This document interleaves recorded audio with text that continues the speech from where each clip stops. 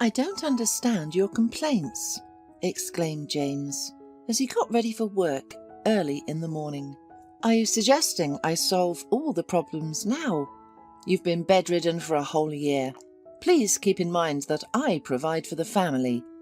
During this time you haven't contributed a single penny to the household. I had to take out a loan on the house to pay for your treatment and medication, and now I have nothing left to pay off the debt. Therefore, I don't see any other option but to sell the house."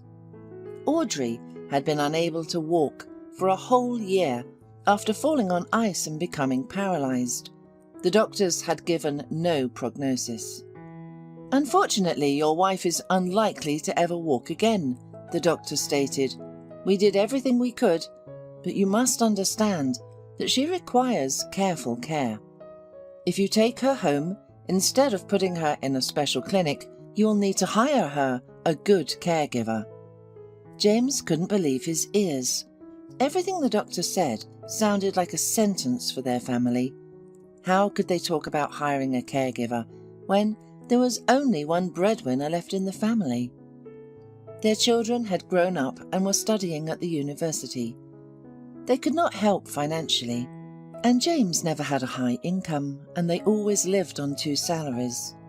For the last year, he had been working wherever he could, but there still wasn't enough money.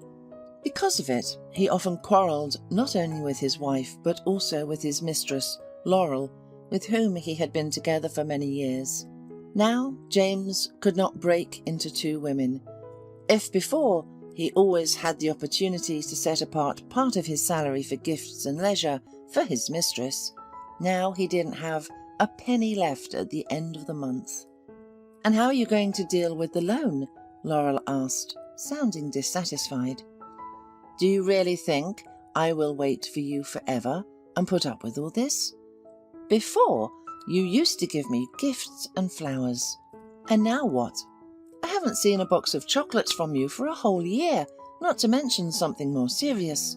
This can't go on." They had been dating for 10 years, and during that time, James never found a convenient opportunity to talk to his wife.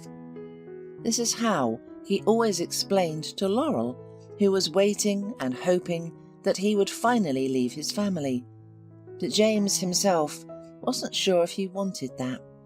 Laurel was far from household chores and family life. She never cared about anyone but herself. When James came to her for the weekend, which he allegedly spent with friends on a hike, at a bathhouse or fishing, he saw how she lived. His wife, Audrey, was the complete opposite. For 20 years of married life, she got up an hour earlier every day to prepare breakfast for him, made a delicious lunch to take to work, and made sure he always had clean shirts and socks. Audrey was the perfect wife, and Laurel was a woman with whom it was always pleasant to spend time. Even when their grown-up sons left for the capital to study and no longer bound the spouses, James was not ready to give up the life he had become accustomed to. He understood perfectly well that Laurel was unlikely to provide him with the same comfort, so he lived with 2 families. Besides, he managed to hide his affairs well. After all these years of infidelity, Audrey never even suspected her husband was unfaithful to her. But everything changed after Audrey's injury. James now had to not only work for 2, but also take on all the household duties. The caregiver he had hired for his wife only served her and asked for an extra fee for everything else. "When I hired you, you said you could cook meals, right?" asked James. "No problem, of course I can, but only for an extra fee," answered the heavy, tall woman. However, James couldn't afford to pay more. Laurel quickly grew bored with the whole situation. She wasn't so jealous that James often stayed at home on weekends, but rather of the lack of any incentive to continue the relationship. She was no longer so young, but in her 35 years, she looked quite attractive, and could find a more worthy man than James. Before Audrey became ill, James was not rich or prospective, and Laurel met him on her property, but he regularly gave gifts and paid her bills. When they spent time together, they always had something to talk about, and at a certain point, Laurel began to think more and more often that he suited her and she could marry him. But she was not going to be a typical wife under any circumstances. Even since college, she had been contemptuous of young guys who waited for marriage like manna from heaven to get full service from their wives. "And what kind of mothers have only brought you up?" she used to say to her classmates. "Look for some simpletons who want to serve you. You demand to pay for the apartment in half, and that the woman pay for herself because we have equal rights. And as soon as there is a question of who will stand at the stove or clean the house, the woman should do everything. This is absurd." Laurel's classmates agreed with her, as she always had authority in the group and was the soul of the company. However, a significant number of young people preferred to avoid her and her friends. Immediately after graduating from college, Laurel got a job as an economist, and a few years later took out a mortgage. She was not against relationships, and before James she had other men, but domestic slavery and other delights of family life were not needed for her. "On the weekend, I'd rather lie at home and read a book than clean, carry groceries and then stand at the stove," she thought to herself. She met James by chance. He was waiting for the bus in the late evening, and she came to the same stop. After some small talking, James and Laurel found out that they worked in the same business centre, but on different floors. Since then, they have begun to drink coffee together and go to the canteen at lunchtime. And then James didn't even notice how he fell in love, and Laurel found the version of the relationship that completely satisfied her. James never came to her without a bouquet or empty-handed, while he hadn't given Audrey flowers in several years. "Why the extra spending? We have a small income," he always thought to himself. He considered it abnormal to buy such expensive flowers for his wife, but he always gave Laurel at least 15 roses. Audrey knew that sometimes he took money from their savings, but didn't pay much attention to it. After all, they had a family, and everything was in common. She never once dared to ask her husband what he took such sums of money for every weekend. "Most likely he's hanging out with his friends," she thought to herself. Cheating never crossed her mind. They had been living together for too long, raising 2 children. Their lives were relatively happy, but not without nuances. However, what family doesn't have conflicts? They fought very rarely, always trying to find mutual understanding. After several years of being in a relationship, Laurel realized she wanted more. Regular meetings were no longer sufficient for her. She wanted James to be constantly with her. When she first talked to him about divorcing his wife, he reacted very categorically. "Baby, why all these formalities? We have children, and they have always considered our family perfect. Do you want them to suffer?" he asked, obviously appealing to pity. Of course, Laurel did not want to destroy the family, and she didn't want James and Audrey's sons to experience pain. They always considered their father and mother an exemplary couple. The divorce of their parents would be a real blow to them. However, after moving to the capital to study, Edward and Roger already felt less attached to their parents. They had their own friends and interests. Therefore, when their father told them what had happened to their mother, they didn't even bother to come. "Dad, this is all terrible, of course, but please understand us too." Roger spoke to James as an adult and conscious person. "We have exams now. We physically cannot drop everything and come. If we are expelled, we can only be reinstated in the paid department, and we have no money. You understand this perfectly. We have worked so hard to get here. As soon as we can, we will definitely come." However, during the first 6 months, Edward and Roger only visited their parents once. After spending a few days with their paralyzed mother and tired father, they began to pack up and leave. "Are you leaving so soon?" James asked in surprise when he saw the sons packing their suitcases in their room. "Well, yes, Dad, it's summer," Edward replied. "Life doesn't stand still. Do you know how many jobs and vacancies are available in the city right now? We'll earn a good amount over the summer. Maybe we'll be able to find a part-time job that we can combine with our studies, so we can move from the dorm to an apartment." "So you're just going to leave your parents like that? I thought you would help me." James was taken aback by his son's decision. He expected more sympathy and compassion from them and hoped they would take a more active role in the family's life. But his hopes were in vain. "Dad, don't be angry with us. We understand that you and Mum have problems. We feel sorry for her. But will it make her feel better if we get expelled and have to come back to this hole? We will be left without education, without work, without a future." Audrey fully supported her boys and was sincerely grateful to them for coming to visit her. But James was very dissatisfied. "No, just look at who we raised with you. And it's all your upbringing, by the way. They grew up as egotists, thinking only of themselves. Their mother is sick and their father is struggling to make ends meet. They came to visit for only a few days and then went back to their capital. But the good sons would return home to help their parents." "Maybe you'll calm down?" Audrey asked sharply. For the first time since she was bedridden, Audrey allowed herself to raise her voice at her husband. Before that, she tried to behave calmly because she felt a strong sense of guilt for her helplessness and inability to work.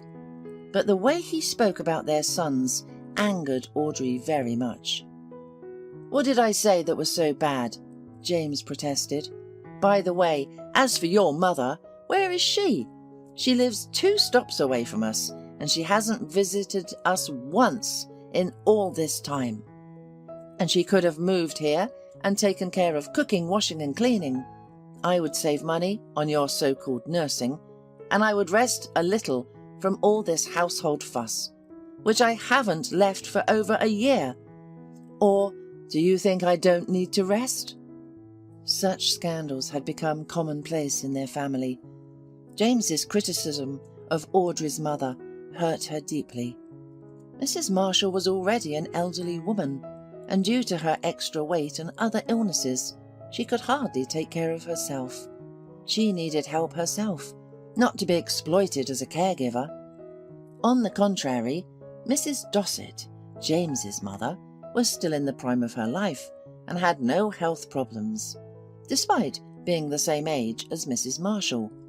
She worked and lived for her own pleasure and did not believe it was necessary to help her son's family.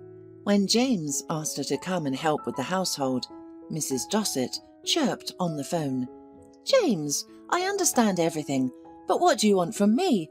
You're already a grown man with 2 big healthy sons of your own, and you want your mother to come and clean your floors? Come on, don't you find that funny yourself?" She didn't have any interest in her sick daughter-in-law. Since Audrey's fall on the ice, she had come to see them only 4 times. She drank tea, nodded sympathetically, but there had never been any real and concrete help from her. Even when James asked his mother for money to pay off his loan, she jokingly but categorically refused him. "Mum, please understand me too," James complained.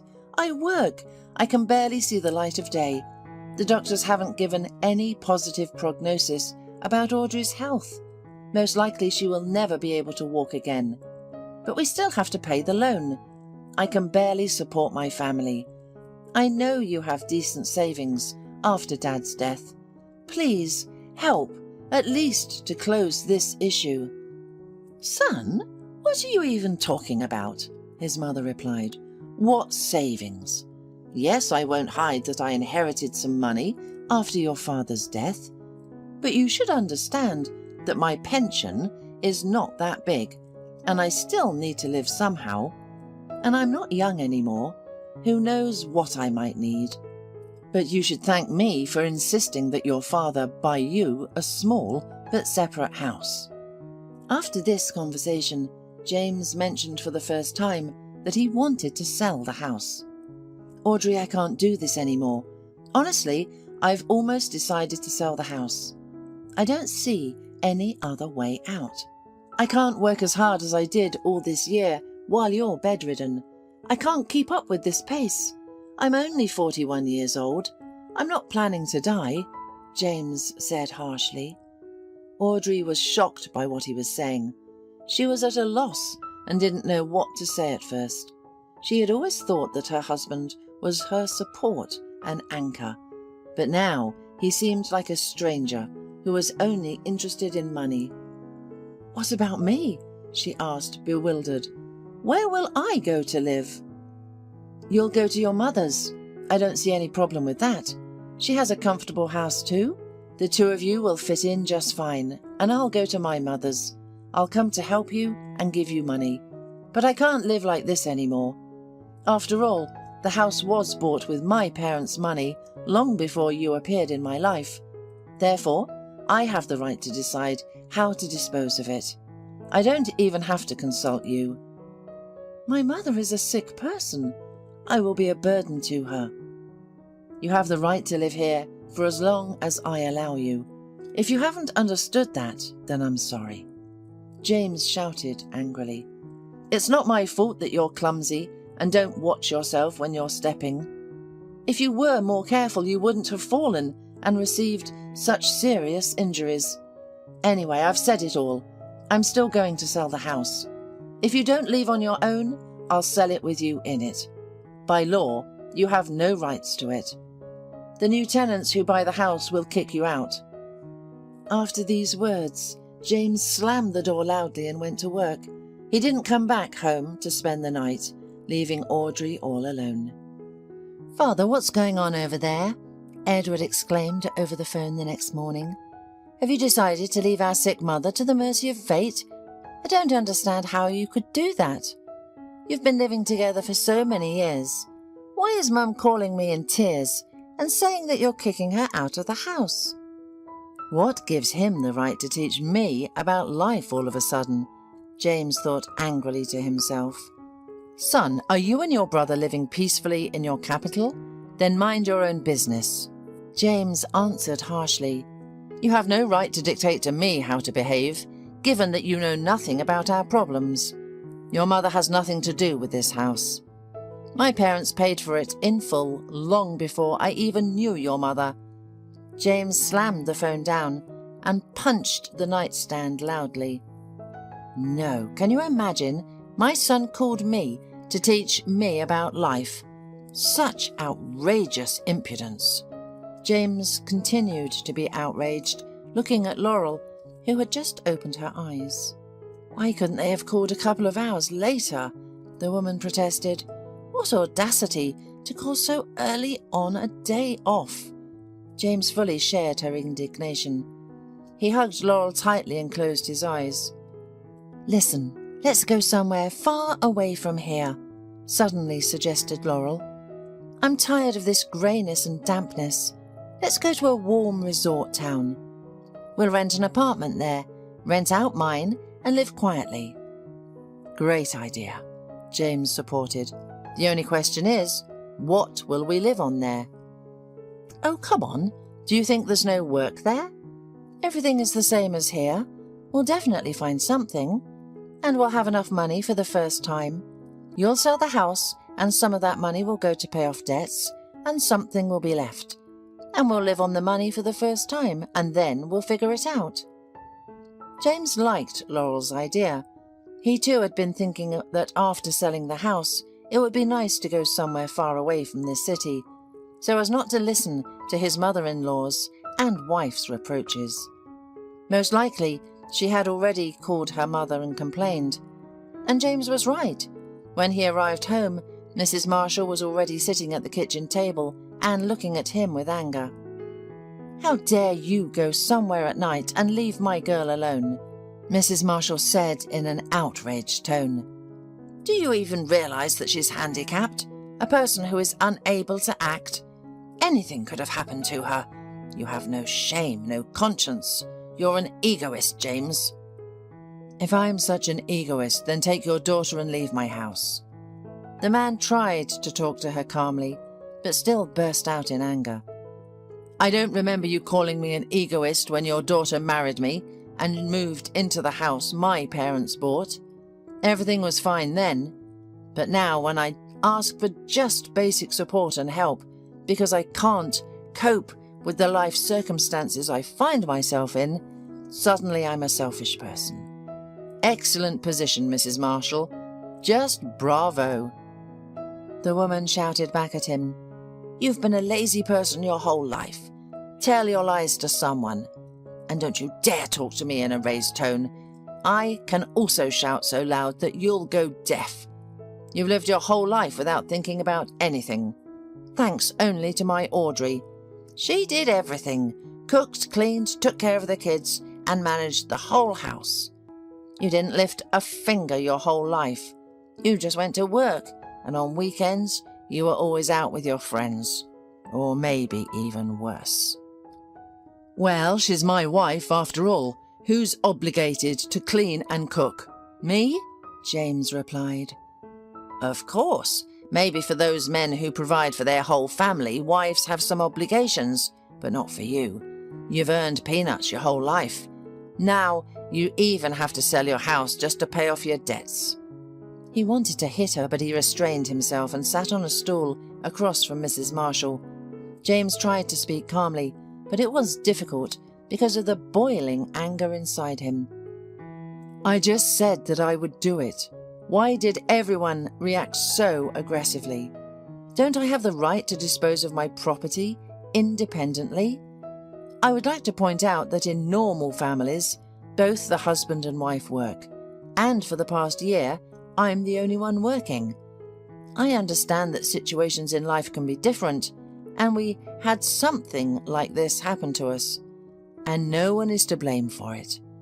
But why don't I have the right to be relieved of this burden? As soon as she became disabled, did you immediately consider her a burden? What if something like that happened to you? Audrey would never leave you, I'm sure of that. And what about you? Shame on you. Okay, sell your shack, and I'll take my daughter from here tomorrow. I just need someone to help with transportation." "No problem, I can help," James calmly said. He was glad that the situation was finally resolving in his favor. The next day, James helped Audrey pack her things and took her to Mrs. Marshall's house.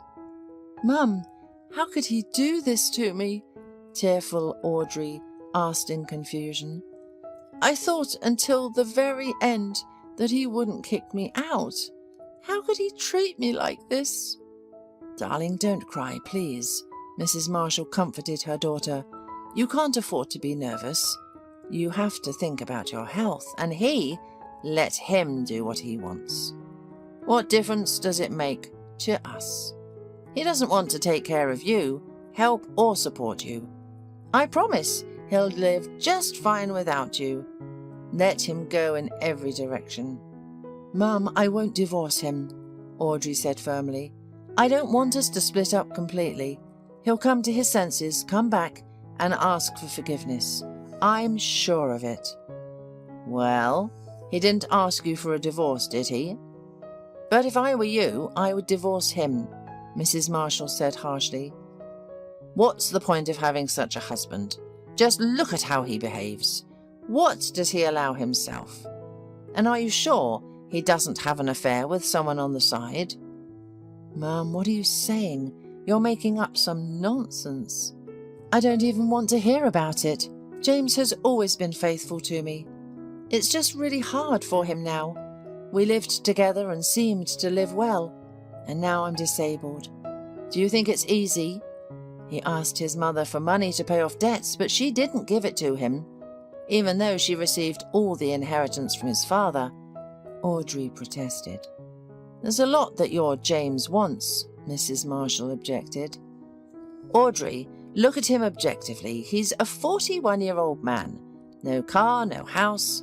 He doesn't have a normal job. He's always been like that. You just don't see the reality because of your love. Your feelings have clouded your vision your whole life. And when something bad, like your accident, happened, everything fell into place right away. However, Audrey was so emotionally drained that she could not think about anything but her relationship with James. Will he really love her after so many years together? Will he really abandon her to the mercy of fate? She wanted to believe that, despite selling the house, he would regularly come to her, take care of her, as he had done for the whole year before. She hoped that everything he had said was said in the heat of the moment. But with each passing day it became increasingly clear that James had no intention of supporting his wife. In several months he had not come once to see her or even called. One day she called him herself. "What are you calling for? What do you want from me?"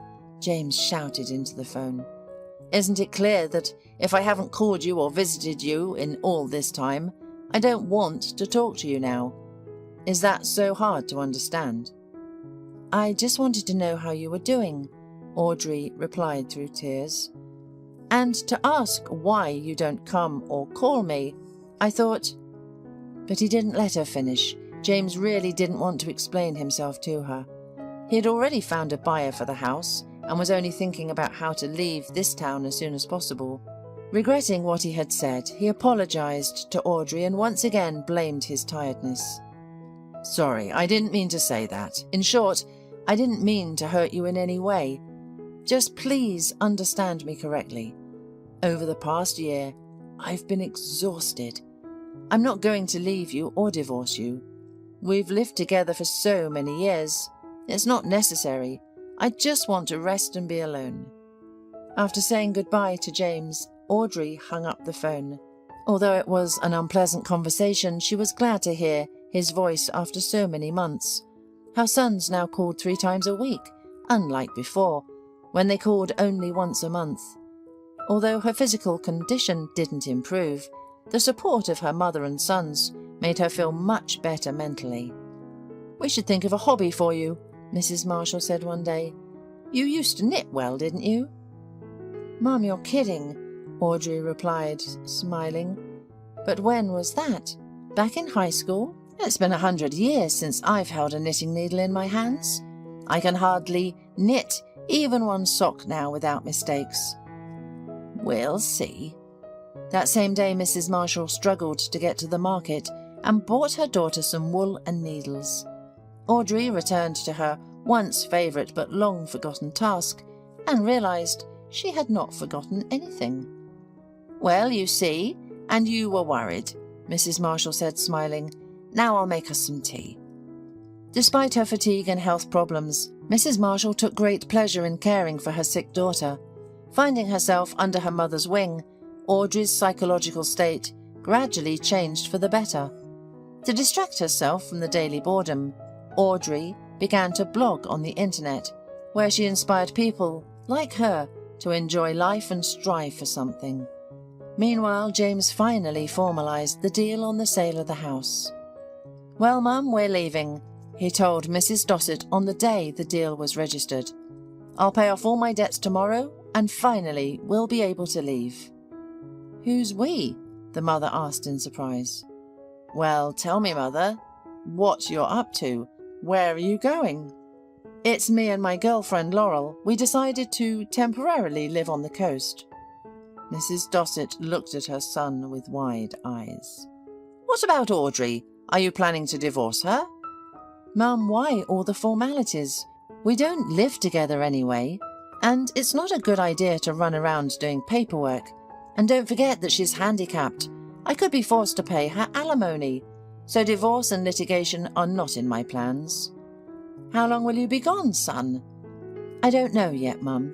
I just want to live in a warm and beautiful town for a while. If I'm lucky enough to get a job there, I'll stay there forever. You can come visit us. But you must understand that Audrey and her mum should not know where I am or with whom I left. We don't want any scandals or disputes." Doesn't this woman of yours want to be your lawful wife? Is she happy with the girlfriend status?" "I don't know, Mum. Honestly, she and I have only talked about it a couple of times at most, but she doesn't insist on anything, so probably she's fine with it. But as you realise, I'm definitely not going to marry her." A few days later, James bought tickets, and they flew out. Never before had the man felt so light and free. At last he got rid of the shackles he had been bound in for a whole year. Upon arriving in the south town, they rented a modest one-room apartment. "It will be enough for the first time, and then we'll decide what to do," Laurel said.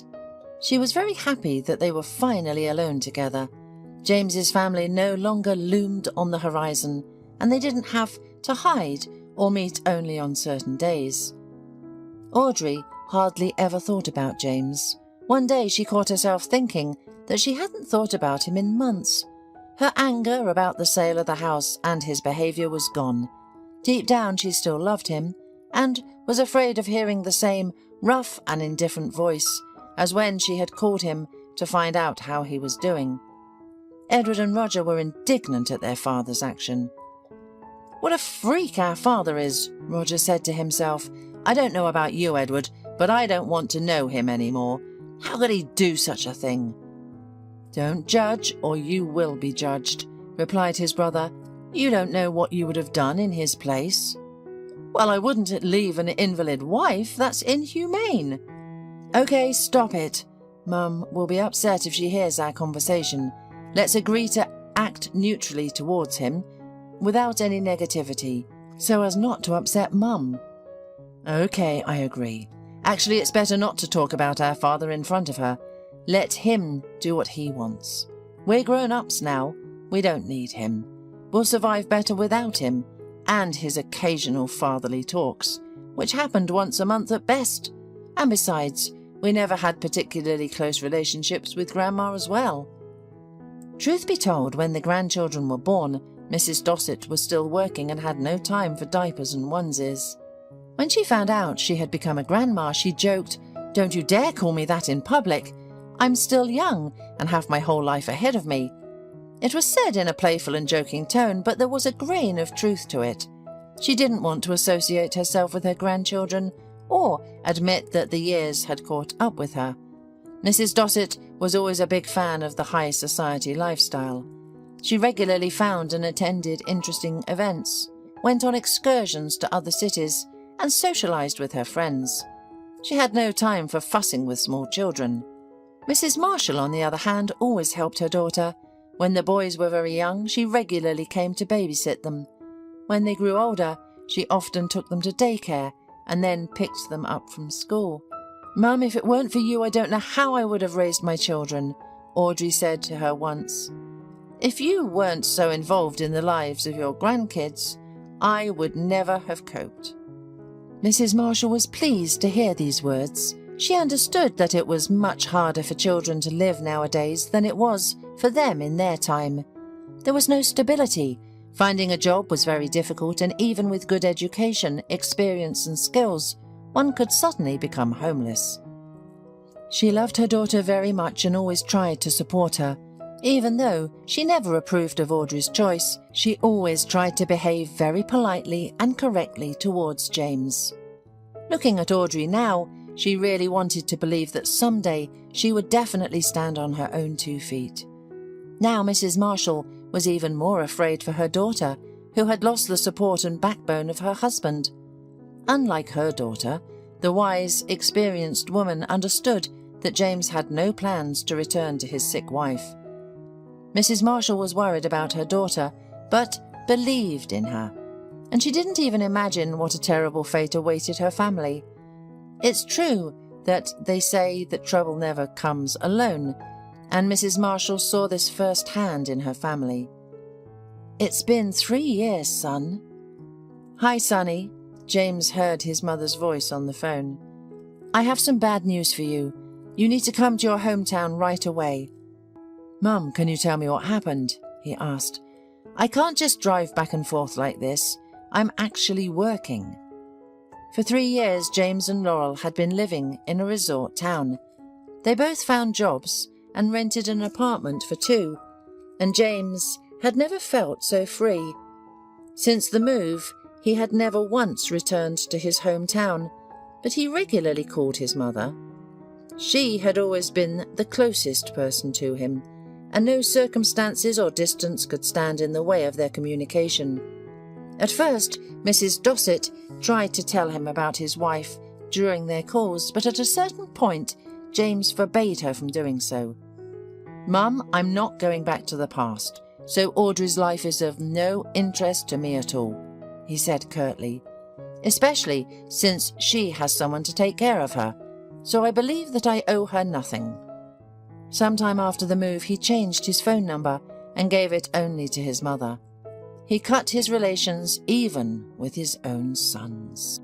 "Audrey is dead," Mrs. Dossett said quietly, "and my advice to you is to come to the funeral, because there may be something valuable for you too." "Mum, I don't understand you. What are you talking about?" James was annoyed by the mystery. His mother was obviously not telling him something, and he did not want to go anywhere for nothing. "James, I tried to tell you about Audrey many times, but you didn't want to listen. And now I can't tell you everything in 2 words. That's why I'm asking you to come immediately." "But I don't need 2 words. Tell me everything as it is, or I'm not going anywhere. Mum, seriously, what's with the unnecessary mystery? I honestly don't understand why I have to drop everything and come to the funeral of the woman I've had nothing to do with for a long time." "Okay, look, you need to come for the inheritance. I hope that's a good enough argument for you." "Don't be ridiculous, Mum. What inheritance? Audrey didn't have a dime to her name. I was actually surprised she didn't divorce me and demand alimony for her disability support.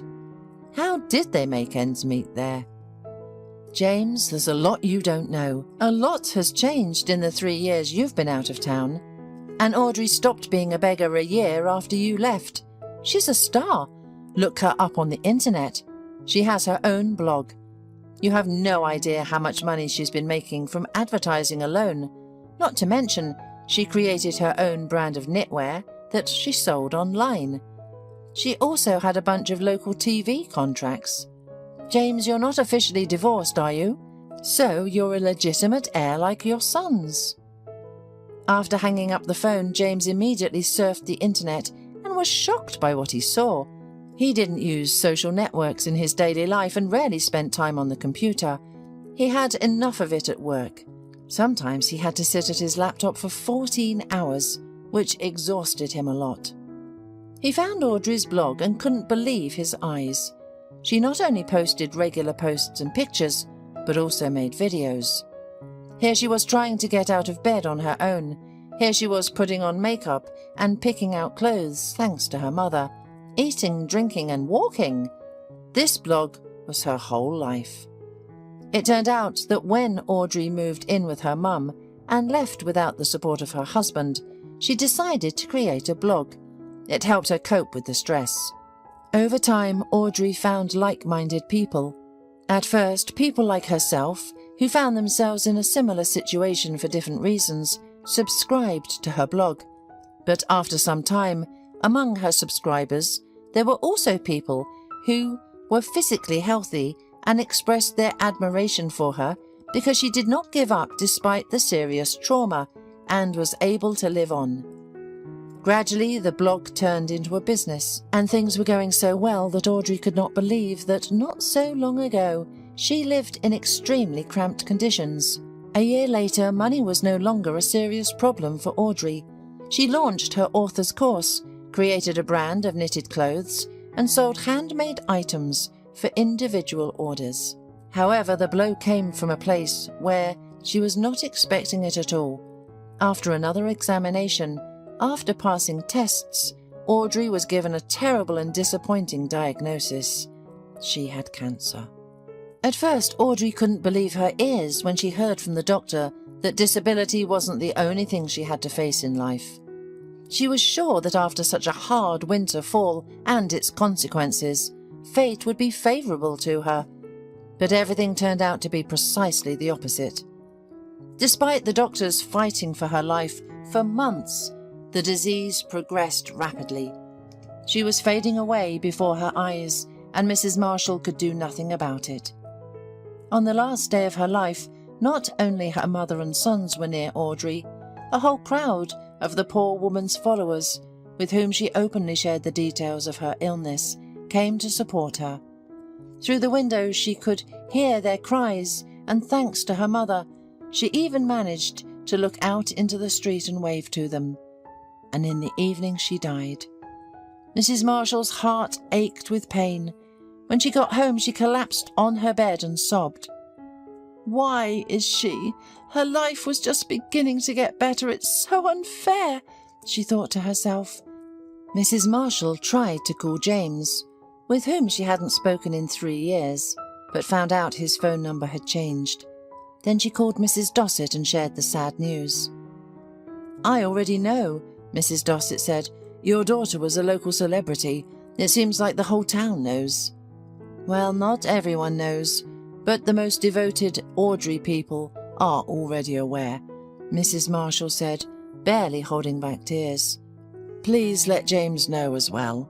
He's still her legal husband. It wouldn't be right to not invite him to the funeral." "Of course I'll let him know," Mrs. Dossett said before dialing her son. Mrs. Dossett called her son as soon as she finished talking to Mrs. Marshall. "I wonder why she didn't think of this before. Then I wouldn't have had to live impoverished for so many years," James thought to himself. "It turns out that being disabled is more profitable than being healthy. Look at how much money you can make," flashed in his head. When Laurel heard the news, she was also surprised, but being a pragmatic and cynical person, she immediately began to coax her husband into not missing his chance. "James, you need to behave yourself and not mess up your chance to inherit some money. Make a mournful face," she said to her lover while packing his things for the road. "I will, but I can't imagine how I'll face Mrs. Marshall and my sons. I've been out of their lives for 3 years. I didn't help Audrey, and to be honest, I changed my phone number so they wouldn't call me," James said. "But it's just a little thing. Pretend that you've been working on your own goals all this time. You can even say that you've been living in a monastery all this time. If you behave properly, they'll believe you. No doubt about it," Laurel said, waving her hands. He boarded the airplane with a heavy heart. It had been a while since he had felt such emotions, but it wasn't regret or nostalgia. Instead, he found himself feeling a sense of incomprehension. Why had she only succeeded after he left her? He was angry about the fact that he had worked like a dog for a whole year with no time off or breaks, while she had been a heavy burden on him. If she had found a way to earn money like that, he wouldn't have had to spend credit money and sell the house. They would still be living happily together. Unfortunately, he had never considered that he had spent a large part of his family's savings on expensive gifts for Laurel. And not once did it occur to James that if he hadn't spent the family money on Laurel, he wouldn't have had to take out a loan for his wife's treatment and sell the house afterward. After leaving the airport, he immediately got into a cab and headed for his mother's house. Upon seeing his mother on the doorstep, he hugged her tightly and said, "Mum, I miss you so much." However, in a few days, he was to meet with people he had no sympathy for and who had no desire to see him. Nevertheless, James was surprised by their reaction. During the funeral and wake, Mrs. Marshall did not say a word to James. When she saw him, she politely said only hello and stepped aside, as if demonstrating that they had long since ceased to be relatives, but also observing the elementary rules of politeness. Edward and Roger only nodded to their father when he entered the funeral hall and never approached him to talk. Over the years, he had become a stranger to them. They had no respect for him, but they did not show it in public. "Mum, I wanted to ask you," James continued, "who was that man standing next to Mrs. Marshall? I've never seen him before. Some relative of Audrey's too?" That's her father. I don't know why he's here. He's probably worried about the inheritance too. The last time he saw his daughter, she was still a newborn. Speaking of inheritance, what are we going to do about it? Are you suggesting that I stay here for 6 months to wait until I can inherit? I'd like to settle the matter at once. Let the main mourning periods pass. Or are you already planning to leave? If that's the case, you could have requested leave from work. It's important because you should solve all the issues here. You understand that it's indecent to talk about the money now. Yeah, the mother was right. James shouldn't reveal all his cards at once and openly declare that he came for the inheritance. It was more profitable to pretend that he was trying to restore relations with the family.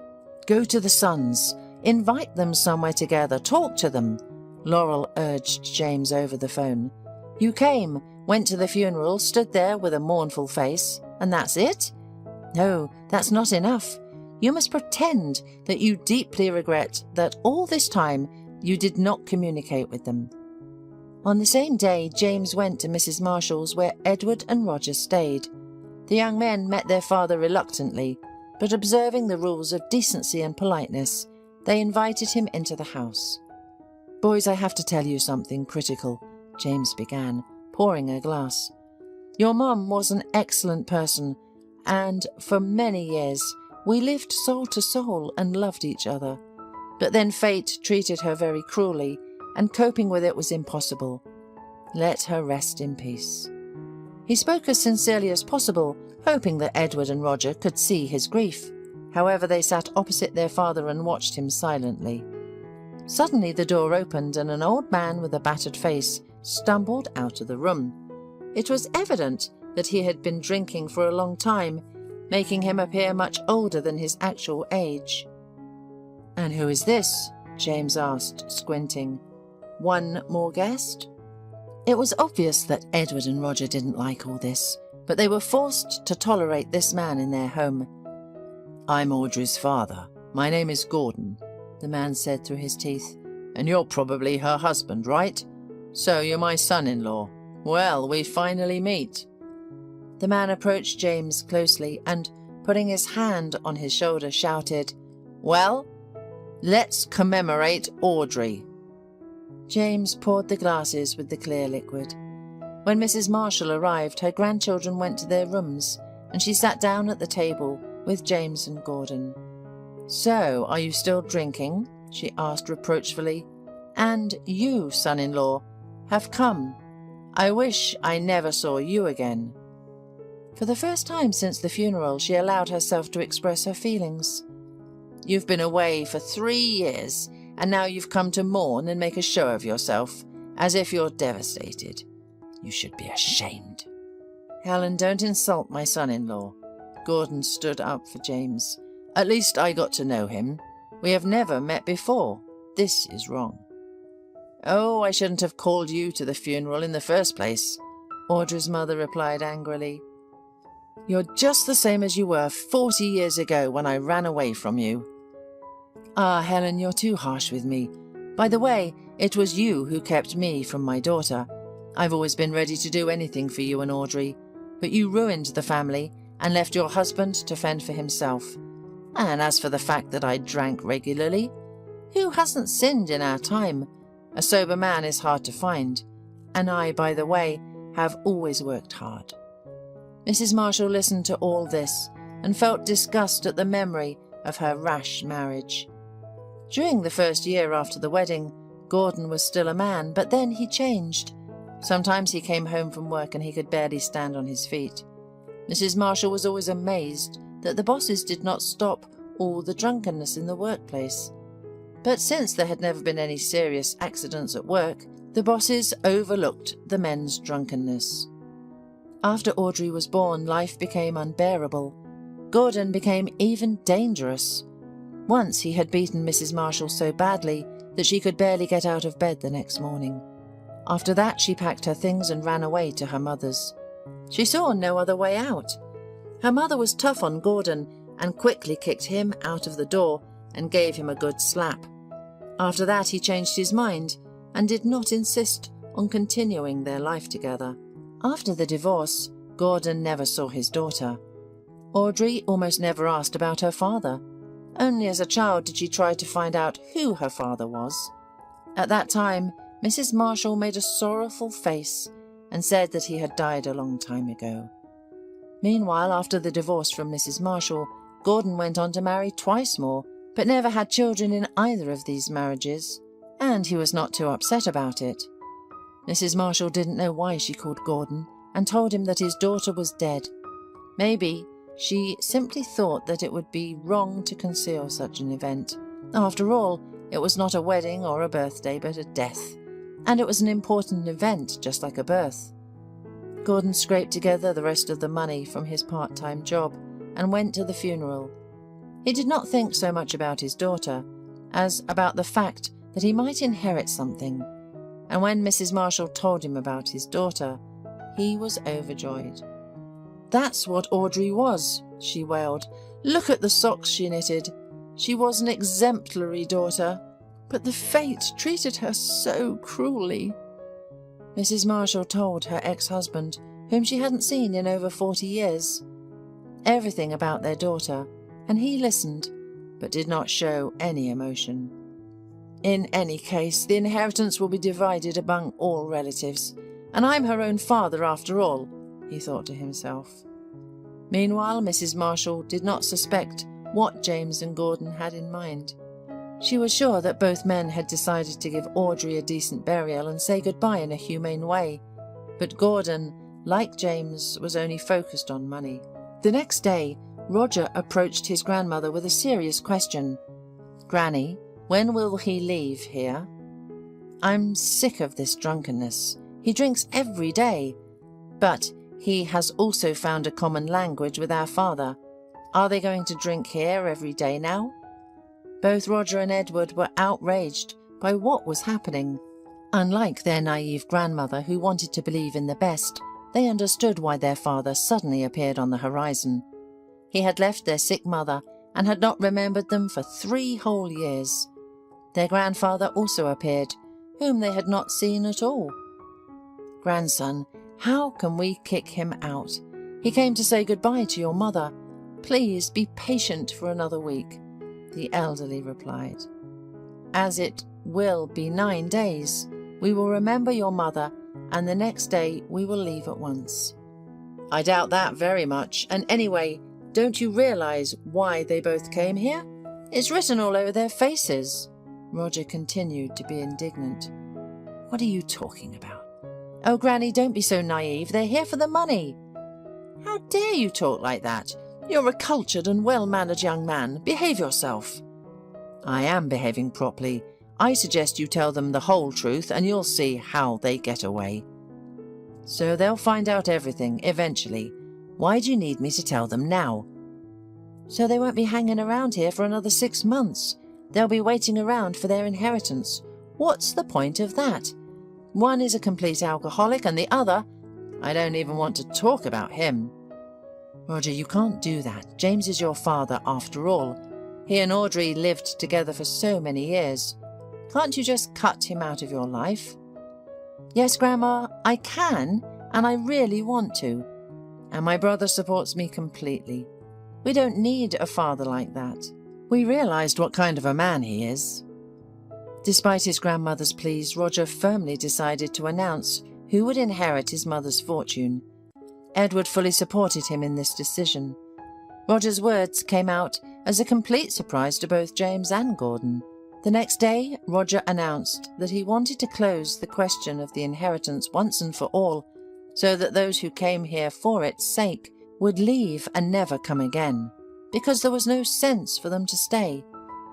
It appeared that Audrey's blog and everything she had were registered to her sons, and technically she had nothing. What a wretch! She did not leave anything, even to her own mother, James thought to himself as he listened to his son's fiery speech.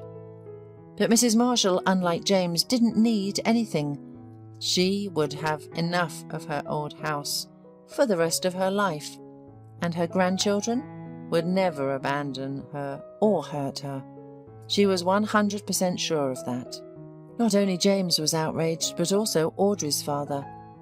"What the hell is this?" he asked, bulging his eyes. "Won't I get a penny from my own daughter? From my blood? How can it be?" He got very drunk and began to complain about life, telling everyone how miserable he was. "Utilities have gone up in price this season and the pension is penniless. Sometimes I can't even buy groceries." But Mrs. Marshall realized that Gordon had nothing to eat, not because of high food prices, but because he drank most of his pension. "Helen, let's live together for old time's sake," said the drunken man, barely standing on his feet. "Well, why not? You and I have so much in common. Our daughter died. We have to live through common grief together." But Mrs. Marshall only laughed in reply. It was more like a hysterical laugh. The very next day she threw Gordon out of her house and, having bought him a train ticket, sent him home. "Nothing can be done now, James." Mrs. Dossett waved her hands when she learned the truth. "You see how it is. Audrey apparently realized that sooner or later you would come to inherit, and she ensured her sons from that." "Mum, I haven't told you the most important thing," James replied. "After the wake, my much-loved sons came up to me. They said that Audrey asked them to give me the money that I spent taking care of her and paying off the loan. They said that I had reproached her with the money and that she didn't owe me anything now. I was just shocked when I heard that. So what, son, if I were you, I would say thank you, because for you now, any penny is not superfluous. Don't spend that money, and then you'll decide how to use it." James was flying home with a heavy soul. He imagined what Laurel, who was sure that he would receive a large inheritance, would say to him. "Worthless children, they didn't even share it with their father." James continued to be indignant. "They threw me this penny handout. They have no conscience. Audrey should have given me all the money that I spent while I lived with her. That would have been really fair. I had been working for all my life too, invested in my family, and instead of an inheritance, I got some pennies." Laurel was very unhappy with the way things had turned out. She expected that James would get at least half of all that Audrey had managed to save for 3 years of large, stable earnings. But instead, he came back with some pennies. Not for the first time, she caught herself thinking that she had begun to lose interest in him. When Laurel learned that James could become a rich heir, she was still thinking about tying his fate to hers. But after everything that had happened, she thought in an entirely different way. She didn't need him, just like she didn't need that rented apartment on the coast, just like she didn't need the job she had taken. She really wanted to go home, to go back to her apartment and live in peace without James and without his whole family.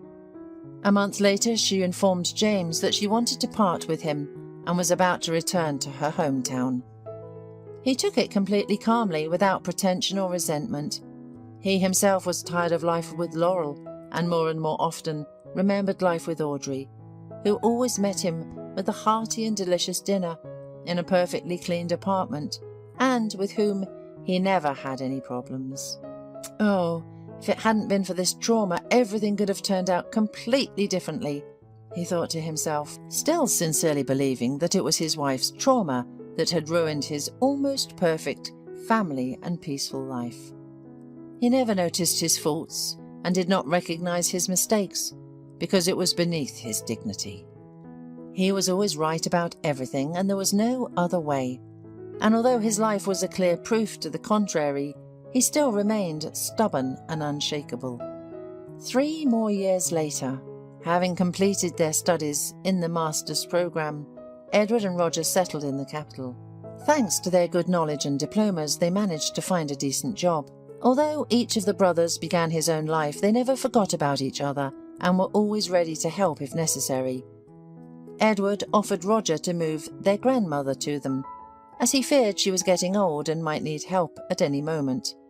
But the elderly woman flatly refused, She had a daughter buried in her hometown, and she regularly visited her grave.